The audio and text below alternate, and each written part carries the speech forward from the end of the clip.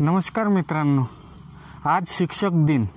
शिक्षक दिनाच्या निमित्तानं आपल्याशी भेटण्याचा हा योग आलेला आहे. राष्ट्रसंत तुकडोजी महाराजांनी ग्रामगीतेमध्ये एक ओवी लिहिली.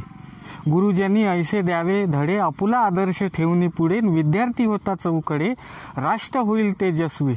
आज राष्ट्रसंत तुकडोजी महाराजांची ही शिक्षकांच्याकडनं अपेक्षा आहे. आज आम्ही पाहतो, आजचं वातावरण पाहता अनेक ठिकाणी आपल्याला पाहतो ज्या जुन्या काळात आपल्याला गुरु शिष्याची परंपरा दिसायची, तेव्हा ते आता या काळात आपल्याला ही दिसत नाही. आज अशी परिस्थिती झाली की मुले शिकविण्या ठेवला मास्तरन, त्यानेच केला दुर्व्यवहारन, शिक्षकाचीच शिक्षणाची जरूर ऐसे झाले. सगळ्याच शिक्षकांच्या बाबतीत विधान लागू होत नाही, परंतु दुर्दैवानं काही ठिकाणच्या घटना आम्हाला याकडेही याकडे सुद्धा आमचं लक्ष वेधित करण्यासाठी आम्हाला कारणीभूत ठरतात. आणि आज शिक्षक दिनाच्या निमित्तानं आपल्याशी एक सांगायचं आहे की आज विद्यार्थी तर पहिल्यासारखे नाहीच. बहुधा सगळेच विद्यार्थ्यांच्या बद्दल आपलं काही म्हणणं नाही, परंतु काही ठिकाणी आपल्याला विद्यार्थीही जुन्यासारखे दिसत नाही आणि शिक्षकही तसे आपल्याला पाहायला बघवत नाही. आता शिक्षकांनाच सांगावं लागते की गुरुजी जरा लफडे कमी करा, विद्यार्थ्यालाही सांगायची गरज पडते. आणि म्हणून आपण पाहतो आज शिक्षक दिनाच्या निमित्तानं शिक्षक दिन आपल्या जे महापुरुष होते, ज्यांनी शिक्षणाच्यासाठी बहुजन समाजातील तळागाळातील मुलांना शिक्षणाच्या प्रवाहापासून वंचित राहू नये यासाठी महात्मा ज्योतिराव फुले, सावित्रीबाई या दोन्ही महापुरुषांनी आपल्या जीवाची राखरांगोळी केली आणि बहुजन समाजाच्या मुलांच्या करता त्यांनी शिक्षणाची गंगा खेड्यापाड्यात पोहोचवण्याचं काम केलं. त्यावेळेस शाहू महाराज असतील किंवा बाबासाहेब आंबेडकर असतील, विदर्भात भाऊसाहेब पंजाबराव देशमुख असतील किंवा तिकडे कोल्हापूर पश्चिम महाराष्ट्रात कर्मवीर भाऊराव पाटील या महापुरुषांनी शिक्षणाच्यासाठी किंवा छत्रपती शाहू महाराजांनी मराठा बोर्डिंग असो किंवा संपूर्ण बहुजन समाजाच्या विद्यार्थ्याकरिता बोर्डिंग काढून सर्व विद्यार्थ्यांना एक बहुजन समाजाचे जे मुलं आहेत ते शिक्षणाच्या या मुख्य प्रवाहात आले पाहिजे. आणि गाडगेबाबांनी तर सरळ संदेश दिला का जेवणाचा ताट मोडा पण आपले मुलं शाळेत घाला.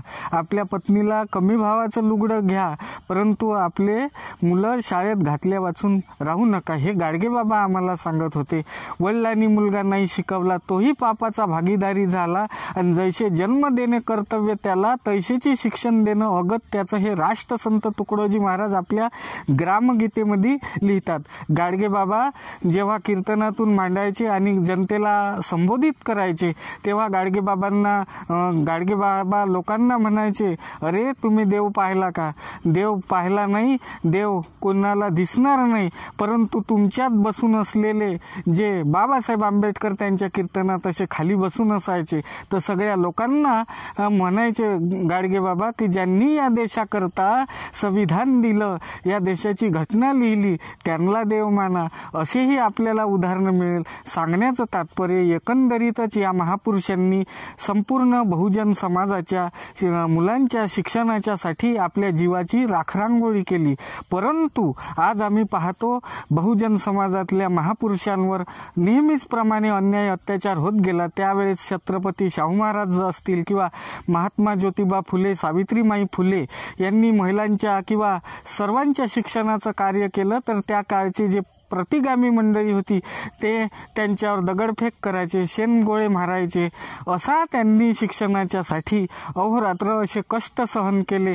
तेव्हा कुठं आज जे आपण टाय सूट बुटात फिरत असतो, तर हे कोणामुळं? त्या महापुरुषांच्या त्यागामुळं.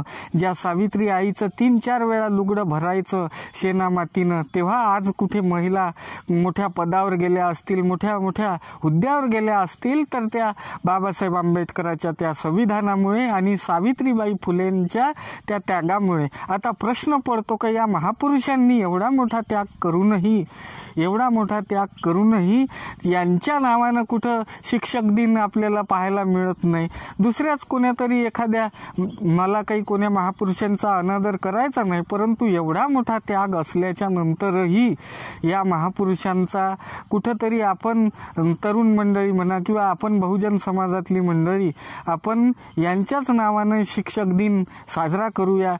आपण पाहतो एवढ्या मोठ्या कादंबऱ्या लोकशाहीर अण्णाभाऊ साठे यांनी लिहिल्या, ज्यांची जगप्रसिद्ध अशी कादंबरी फकीरा नावाची जगात ज्यांनी शिवरायाचा पोवाडा रशियाच्या चौकामध्ये गायला आणि अनेक तऱ्हेची ग्रंथसंपदा निर्माण करूनही आम्ही पाहतो दुसरे दिन असो किंवा कोणते दिन असो आमच्या महापुरुषाच्या नावानं नाही.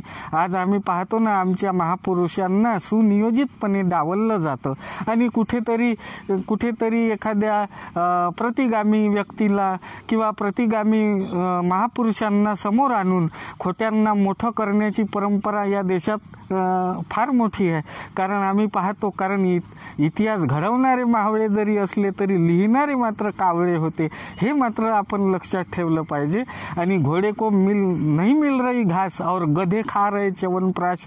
आणि म्हणून बाबो आपल्याला ह्या महापुरुषांचा आपल्याकडून किमान यथायोग्य आदर झाला पाहिजे. आम्ही या आपल्या महापुरुषांचे विचार आपल्या कृतीतून आणि आपल्या विचारातून आणि आपल्या विचारात आणून आपली आणि आपल्या गावाचं, आपल्या समाजाचं आणि आपल्या परिवाराचं आम्ही या महापुरुषांची शिकवण वर्तणुकीत आणून आपलं कल्याण करून घेण्याची गरज आहे.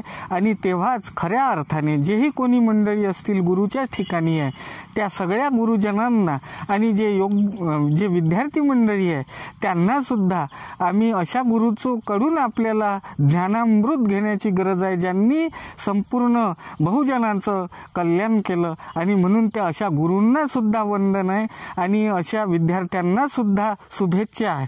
आणि तेव्हा कुठे या सगळ्या महापुरुषांचा आपण इतिहास बघता या महापुरुषांचा आदर राखून आपण आजचा या दिवशी खऱ्या अर्थाने शिक्षक दिन या महापुरुषांच्या नावाने साजरा करूया, एवढंच मी या प्रसंगी आपणाला सांगतो. धन्यवाद.